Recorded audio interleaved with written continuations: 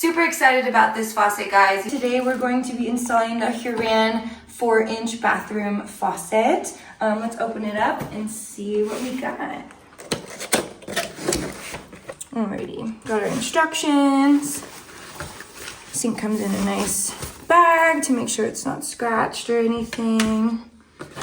Hoses and pop-up drain and extra hardware. This is the sink that we will be replacing. You want to make sure you identify your hot and cold water lines. So we have removed the old faucet, we've removed the water line and the drains, and we kept a P-trap.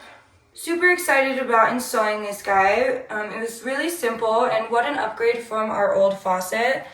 Let's talk about some cool features. It comes in 6 different finishes. We got the matte black option. It comes with a matching pop-up drain.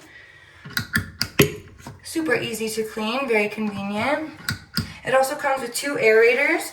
The extra one is a heavy flow. The other one saves about 20% water. You have whichever option you would like. It also has a 360 swivel spout, which is really cool. It gives you much better access to the sink. Super excited about this faucet, guys. If you want to pick one up today, click the link in the description.